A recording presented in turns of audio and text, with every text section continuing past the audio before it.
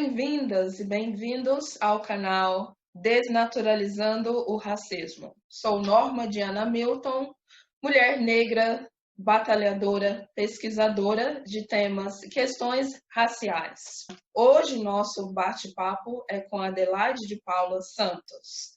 Adelaide é escritora, autora dos livros de literatura infantil Depois do Arco-Íris Tinha uma Escola e As Aventuras de Bonitona e a Vida Secreta dos Bichos. Adelaide é também professora e pesquisadora pós-graduada pela UNB em Teoria Literária. Olá, Adelaide. Norma, eu agradeço o convite. Sim. Muito bom estar aqui com você. O prazer é nosso. O tema da nossa discussão de hoje é o racismo estrutural. Nos últimos meses, no último mês, a gente recebeu notícia de que alunos da UNB teriam sido expulsados, 15 alunos da UNB teriam sido expulsados ou tiveram seus créditos cassados em função de seu ingresso na universidade de forma fraudulenta por meio de cotas raciais. Essa notícia nos mostra como ainda há pessoas que não respeitam a lei de cotas, ainda tem uma certa resistência. Então, a nossa discussão, poderíamos começar a falar sobre a questão de cotas raciais com a nossa pesquisadora Adelaide. Olá, muito bom falar sobre isso, né? E muito bom que a universidade tenha tomado essa decisão, que tenha atuado, né, usando um braço do Estado, que é a justiça, né, para decidir em favor das cotas e contra o crime, né? Porque é um crime, né? Forjar uma identidade que você não tem, é um crime. Exatamente, a gente pode, é um crime muito grave, porque foram 15 alunos afrodescendentes, afro-brasileiros, que não conseguiram essas vagas, né, em função dessa fraude. Exatamente, e se nós pensarmos que a população preta no Brasil já tem sido, né, vem sendo defraudada nos seus direitos desde a escravidão, por meio de lei, né? Essa é mais uma situação. Então, é inadmissível, porque, né, nós estamos em pleno século XXI. Se nós fizermos um recorte histórico, nós vamos perceber que após a abolição, nós temos um período onde o Estado usou o seu braço, né? Usou o seu poder legislativo de criar leis para prejudicar, para impedir a inclusão da população, né? Das pessoas ex-escravizadas, né? A inclusão dessas pessoas na sociedade. E uma outra razão para que não haja essas fraudes é lembrar que a primeira lei de cotas, ela beneficiou diretamente pessoas brancas. Então, se nós estamos falando em cotas, né, para pessoas pretas, não podemos esquecer que a primeira lei de cotas foi uma lei para pessoas brancas. Então, não há sentido em dizer, né, em achar que é necessário burlar mais uma vez, prejudicar mais uma vez a população preta. Sim, infelizmente. Então, explica um pouco mais para nós sobre essa primeira cota que beneficia filhos de fazendeiros brancos aqui no Brasil. E qual foi a importância dessa lei, a consequência que a gente pode ter ainda nos dias de hoje? Bem, a gente, quando fala em lei de cota, né? Inclusive, eu sou contrária a esse termo cota, porque cota remete a um pedaço de alguma coisa que parece que é de alguém que está passando para outra pessoa. Então, não serve muito para esse ajuste, esse equilíbrio dentro da nossa sociedade. Então, o que você está dizendo que uma cota, a questão de cota realmente não é o suficiente para a inclusão, né, total, se a gente está pensando numa inclusão maior da população afro-brasileira. Porém, a gente pode pensar que é uma forma de mudarmos, assim, de contribuir para mudar a simbologia em torno da população negra e a sua relação com a população branca. Em uma universidade federal, onde há todas as pessoas dando aula ali, são os professores e todas as pessoas estudando ali, alunos são todos brancos, e as pessoas fazendo a limpeza são negras, né? Visualmente, se pode perceber isso, a gente pode entender que é necessário algum tipo de ação urgente para mudar essa paisagem, esse cenário, de contribuir para mudar a simbologia que é construída ali em uma universidade pública. Então, as cotas são importantes também em função dessa razão. Elas são importantes não só no sentido de representação, Sim. Que é o trouxe aí, né, de visualização, você olhar para um ambiente e você perceber ali que as populações estão bem representadas, mas ela precisa existir no sentido também de representatividade, no sentido de dar poder a essas pessoas para que elas possam participar dos processos que são os processos importantes na sociedade, processos econômicos, políticos e processos acadêmicos. Então, ter o corpo preto dentro de uma universidade, além de ser, né, um retrato da diversidade do nosso país, que é formada 56% de pessoas pretas, também é um passo importante para que haja o pensamento desse grupo dentro dos processos acadêmicos, da definição das pautas, da definição do cânone, né? Para que essa população possa contribuir para o enriquecimento, para a construção do conhecimento. Sim. E eu quero comentar que a primeira lei de cotas, né? E eu sou contra o termo cota, não sou contra a cota. A primeira lei de cota, ela foi feita para pessoas brancas, né? Que foi a cota, a lei do boi, que foi criada para privilegiar filhos de fazendeiros que não queriam deixar as suas terras, né? Não queriam deixar aquilo que eles gostavam de fazer, e aí a gente chama isso de privilégio, né? Mas, ao mesmo tempo, eles queriam entrar na universidade, eles queriam cursar uma universidade. Então, foram criadas aí as escolas técnicas, que são escolas com potencial de universidade, e parte dessas vagas, grande parte dessas vagas foram transmitidas, foram reservadas para esses filhos de fazendeiros. Sim. Então, isso nós chamamos de cota. Isso nós chamamos de privilégio, que é a possibilidade de você fazer o que você gosta, que você escolheu fazer, sem abrir mão também de um desejo de estudar. E que os nossos alunos pretos, eles não têm hoje mesmo com as cotas, porque muitos alunos que ingressaram na universidade pelo sistema de cotas, eles não estão podendo dar continuidade aos seus estudos porque eles precisam trabalhar. Eles precisam sustentar as suas casas, sustentar as suas famílias, a si mesmos. Então, é indiscutível que a cota, que esse ajuste que a sociedade, né, que o Estado precisa fazer, é importantíssimo que ele continue, até porque o tempo em que ele vigorou até agora é insuficiente para reequilibrar o que o Estado desequilibrou assim que foi terminada, né, finda o período de escravidão.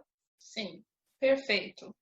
Então, poderia nos explicar outras formas pelas quais o governo utilizou seu braço para contribuir para a opressão da população negra, como você comentou no início? Exatamente. Exatamente. Após o fim, né, decretado da escravidão, e nós sabemos que mesmo depois ainda essa prática continuou, nós percebemos que não houve nenhum movimento do Estado para a inclusão das pessoas pretas na sociedade. E aí nós vamos pensar, quais seriam ou quais são as duas possibilidades, quais são as possibilidades de alguém, né, se tornar, enriquecer, prosperar dentro de uma sociedade? Uma seria pela aquisição de latifúndio, de terras, né, começando por aí, principalmente naquele período. A outra forma seria de ascensão, seria por meio do estudo. Mas o Estado brasileiro, em 1824, ele cria uma lei permitindo que a aquisição de terra seja feita apenas por pessoas que sejam livres. Ou seja, não proibiu a pessoa preta de adquirir terras, porque havia também ex-escravizados, né? E que já estavam livres. Mas se nós raciocinarmos, se nós pensarmos que ex-escravo teria condições de, recém-saído de um contexto de escravidão, ter dinheiro suficiente para adquirir terras. Se hoje o valor da terra, né, é altíssimo, imagine naquele período. Então, em que situação que essa pessoa preta conseguiria, né, adquirir terras? Então, não havia essa possibilidade. Mas aí, essa mesma lei, que é uma lei de 1824, né, ela vai ser melhorada, ela vai ser ampliada, né, o poderio das pessoas, né, em adquirir terras vai ser ampliado em 1850 com uma outra lei. E o adendo dessa outra lei é que pode também adquirir terras aqueles que conseguirem, né, a permissão do rei.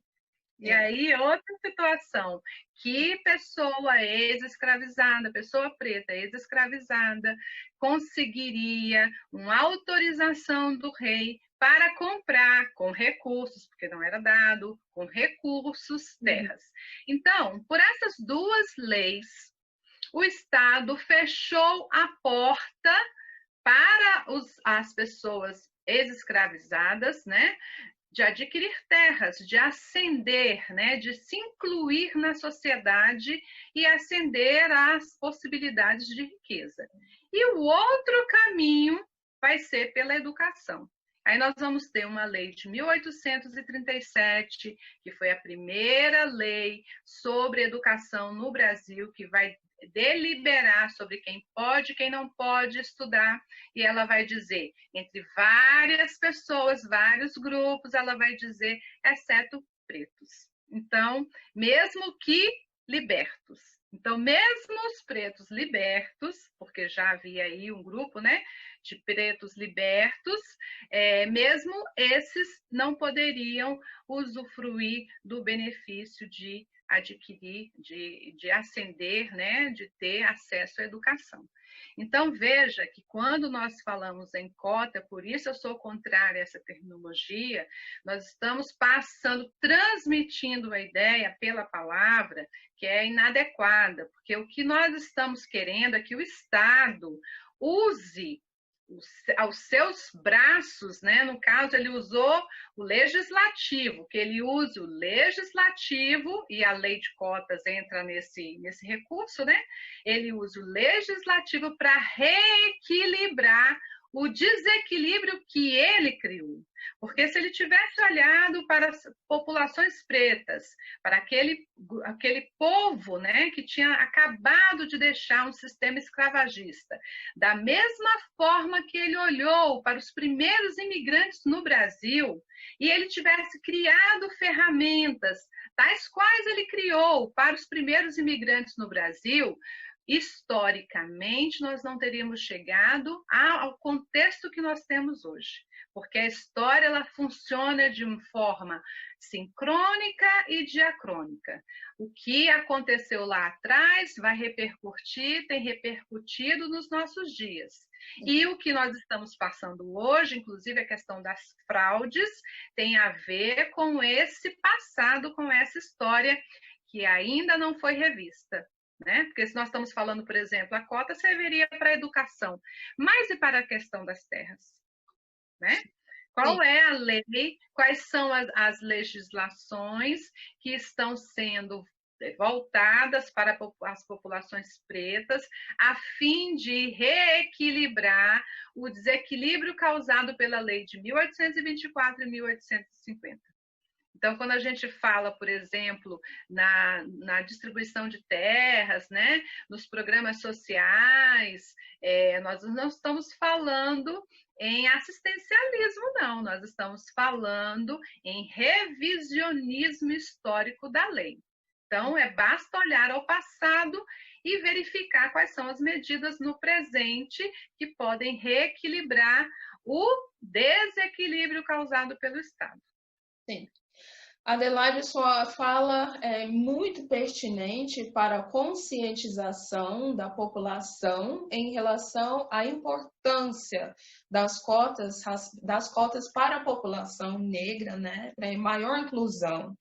E eu ia te fazer a pergunta, né, que há pessoas que poderiam pensar que as informações, as datas que você mencionou são do passado, são antigos, do século XIX, não tem nada que ver com a nossa realidade de hoje. E você também respondeu isso na sua fala, mostrando como somos todos seres históricos, né? Somos o resultado do que aconteceu no passado. Então, a gente ainda está enfrentando a consequência do passado. E pensando de uma perspectiva histórica, né, o século XIX foi ontem à noite, estamos vivendo as consequências ainda hoje. Então, para encerrar a nossa fala de hoje, eu gostaria de convidar a Adelaide a falar um pouco sobre os seus livros. Ok. Bem, eu lancei o meu primeiro livro em 2018, né? Eu sou professora egressa da Secretaria de Educação, me aposentei em 2017 e a partir daí eu comecei uma nova carreira, olhar para a minha vida e trazer os meus sonhos, né, à realidade. Então, o meu sonho era me tornar escritora, assim como eu fiz vários alunos escritores, né? E aí eu lancei o meu primeiro livro em 2018, depois do Arco-Íris Tinha uma Escola. Usei esse livro como uma homenagem à escola pública, porque eu fui, por mais de 30 anos, professora da escola pública, professora da escola pública periférica, e eu usei esse livro para homenagear a escola pública. E no ano seguinte, eu lancei o meu primeiro livro ficcional, trabalhando uma estratégia, né, que é o arquétipo do herói, e As Aventuras de Bonitona e a Vida Secreta dos Bichos, né? Então, são 2 livros que eu espero comecem aí uma carreira longa do que eu gosto de fazer, que é escrever. Sim. Parabéns, Adelaide. Continue escrevendo, né? Continue com o seu trabalho para a transformação da sociedade brasileira para uma sociedade mais justa com todos e com todas. Então, muito obrigada por nos assistir. Inscreva-se no canal, ative as notificações para receber mais vídeos do nosso bate-papo. Muito obrigada. Tchau.